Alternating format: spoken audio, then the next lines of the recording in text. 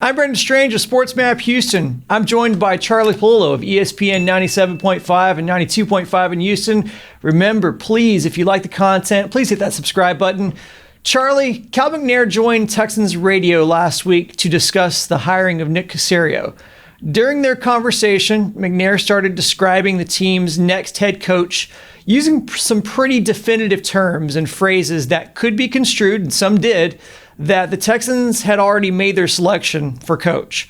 Like I say, a head coach and this guy's different. This guy's different from Nick. I don't know if you can tell, Nick's a little more introverted, if you will. But the head coach will not be the introvert. The head coach will be the one that will be really communicating our message, communicating our vision. The team, he'll be constantly talking to the team and explaining that vision and communicating those things. And he'll be the leader of our group, the leader of men.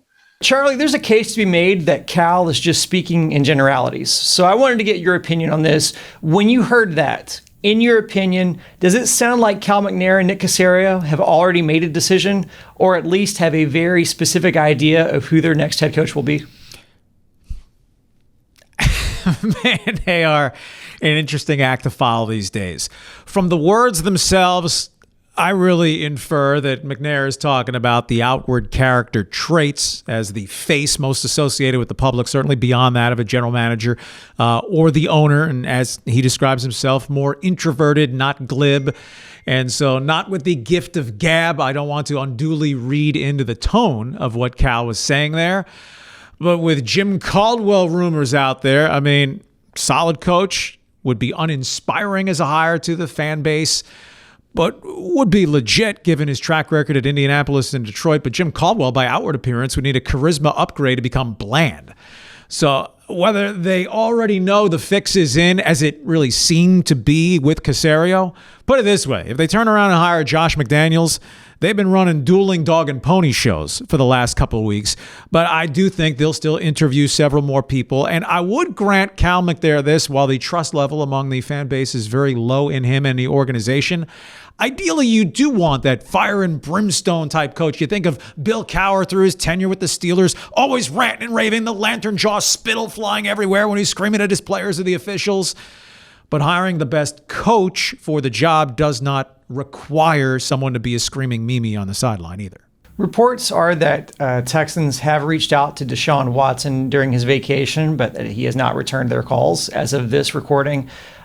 This is increasingly taken on similar properties to the Harden situation, substituting the Dolphins for the Nets, I guess, in this scenario. But Charlie, if they have somehow selected a coach already without consulting Deshaun Watson, or even if they've selected one and they're reaching out to Deshaun to get his blessing or explain their decision, could that be the straw that breaks the camel's back of Watson's relationship with the Texans? Or is Deshaun's camp leaking his possible interest in Miami proof that the damage is already done? Yeah, I mean, to rule out anything would be premature. I really think this is, if time not heals all wounds, it'll at least ease the pain.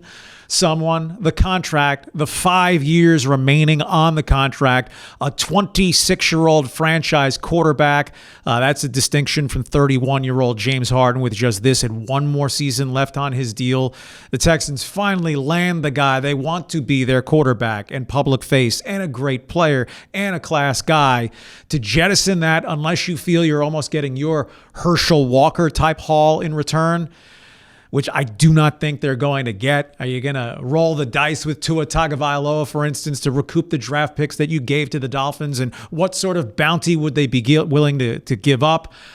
Generally, I'm a never say never, so I'm not going to say no way, no how did the Texans trade Deshaun Watson, but I don't think they want to be rash in doing so, because if you get this harvest of draft picks back and Tua's not great, you're back where you were at quarterback, which makes you a hamster running as fast as you want on that wheel and going nowhere.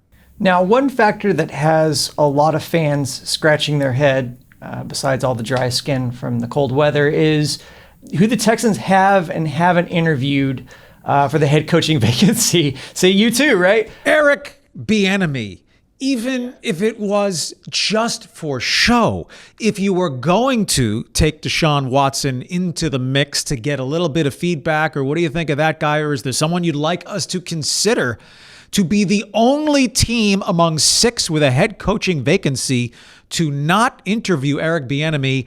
I just do not understand that. Even if you knew, no way, no how. If he interviewed miserably, if there was a dossier of really secret stuff that made him persona non grata to you, but to not at least go forward with the simple process of the interview when the collateral damage could be extremely ticking off your quarterback, I just don't understand where the dots connect on that. Well, it came out over the weekend that reportedly Bieniemy and Colts DC Matt Eberflus both wanted nothing to do with the interview process with the Texans. If you're Deshaun Watson and you are looking at that list of people who they have and haven't interviewed yet, or even if you're just the fan base, do the optics of the coaching search give you any confidence that the Texans are actually doing their due diligence here? No, not at least in an efficient fashion. I will say in Bieniemy's case, sometimes there's chicken or egg. When 5 teams have or will be interviewing you and the 6th has expressed no interest, might be a little easy to say, I have no interest in them either. Coaches often pull themselves out of job consideration once they've been told they're not getting the job. On Eberflus, I think that's strictly an optics horrible for the Texans. This is the Colts defensive coordinator, familiarity with the Texans from playing them twice per year, 3 times, including the playoff game a couple of years ago, that he, who's not a hot ticket or interviewing for other jobs, I'll just not even go through with an interview with the Texans, whether he has indications of they're just a mess and everything is rotten in Denmark, or will bide his time for a future opportunity. The Eberflus one saying, no, not interested. That would bother me more as a Texans fan than Bieniemy, who just may be reacting to the Texans' seeming utter lack of interest in him. Well, other than from Deshaun Watson. How does the Deshaun Watson drama and the information that we're seeing leaked out now, how does that impact the coaching search? Are there going to be certain candidates now that are going to take them, or are there going to be more candidates, I should ask, that are going to take themselves out of the mix? Don't know who might pull from the mix, but the latest name mentioned is in the mix. Derek Culley, a 65-year-old assistant with the Ravens, never been a head coach anywhere, at least not over 25 years of coaching in the NFL. Happens to be African-American, and that's an unfortunate byproduct of this, pending what the truth turns out to be. If suddenly they wind up hiring an African-American coach, some will take that as, well, they feel they had to accede to Deshaun Watson's demands or smooth things over with Deshaun Watson by hiring an African-American coach, when they could legitimately, through a fulsome process, arrive at candidate X, who happens to be black as the guy, but they've added layers of skepticism to their own search with the way they've handled it. Indeed. And just on that note, they have interviewed Marvin Lewis and Jim Caldwell as well, so they could land on that.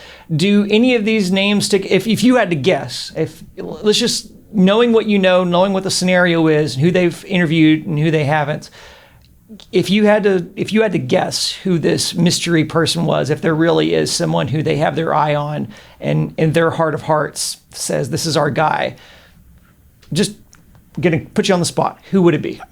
If it's Josh McDaniels, a lot more people than me will be shaking their head. The Patriots offensive coordinator who has Caserio familiarity, the Patriots tree, et cetera, et cetera. If it's been an inside job and it's going to be Josh McDaniels, where the perception has been, the counter-reporting has been, it's not going to be Josh McDaniels. Brian Daboll, to me, was the most logical connect-the-dots guy. History with the Patriots, the offensive coordinator with the Bills, the wonderful work he's done with Josh Allen, still in his mid-40s, and with Cal McNair's "we want a firebrand" personality. Daboll apparently has some heat to him.